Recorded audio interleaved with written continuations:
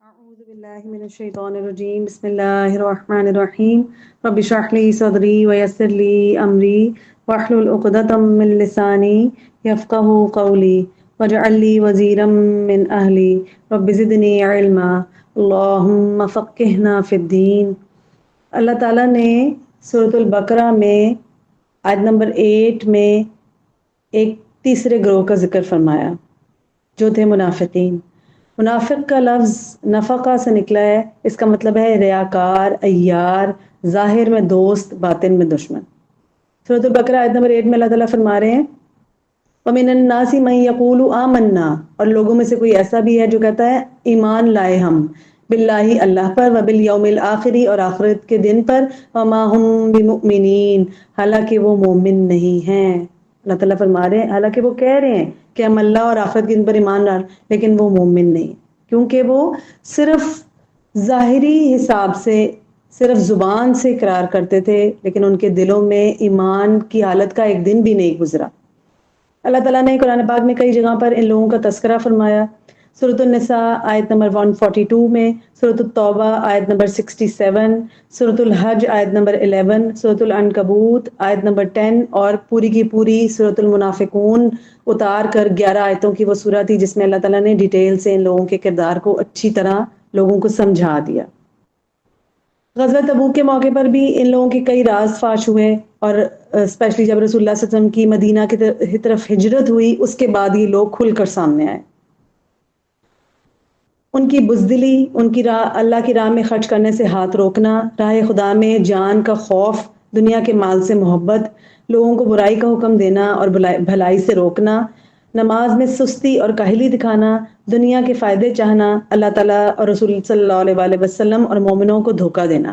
قرآن پاک میں ان کے اس کردار کو بیماری سے تشبیہ دی گئی کہ یہ ان کے اندر بیماری تھی جو اللہ تعالیٰ نے اور زیادہ بڑھا دی۔ اللہ تعالیٰ فرماتے ہیں آیت نمبر 10 سورۃ البقرہ فی قلوبہم مرض فزادہم اللہ مرضا، ان کے دلوں میں بیماری تھی تو اللہ تعالیٰ نے اس بیماری کو زیادہ کر دیا، یعنی کہ دشمنی اور بڑھا دی۔ اور وَلَهُمْ عَذَابٌ علیم، اور ان کے لیے دردناک عذاب ہے۔ جو بظاہر ایمان کا دعویٰ کرے اور اس کا دل اندر سے اللہ اور رسول اور مومنوں کی دشمنی سے لبریز ہو، پھر اللہ تعالیٰ کیا فرما رہے ہیں ان کے لیے دردناک عذاب ہے۔ بما کانوا یکذبون، یہ ان کا جھوٹ تھا کہ ہم اللہ پر ایمان رکھتے ہیں اور آخرت کے دن پر ایمان رکھتے ہیں۔ احادیث میں بھی اللہ تعالیٰ کے رسول نے ان کو بہت زیادہ ان کے کردار کی وضاحت فرمائی اور کچھ ایسی چیزیں ان کی نشانیاں بتائیں جس سے ہمیں پتہ لگتا ہے کہ منافق کا رویہ ہوتا کیا ہے۔ بات کرے تو جھوٹ بولے، لڑائی جھگڑے کے وقت گالی دے، امانت میں خیانت کرے، وعدہ خلافی کرے اور جھوٹی قسم کھائے۔ ایک اور حدیث میں رسول اللہ صلی اللہ علیہ وسلم نے فرمایا فجر اور عشاء کی نماز منافق پر بھاری ہوتی ہے۔ آج اگر ہم ان قرآنی آیات اور حدیث کی روشنی میں اپنا محاسبہ کریں تو کیا ہمارا اخلاق و کردار کہیں یہ رویہ ظاہر تو نہیں کر رہا؟ ہم دنیا کی خاطر اپنے دین کو داؤ پر تو نہیں لگا رہے؟ کیا ابدی زندگی کو چھوڑ کر دنیاوی متاع میں لگے ہوئے ہیں؟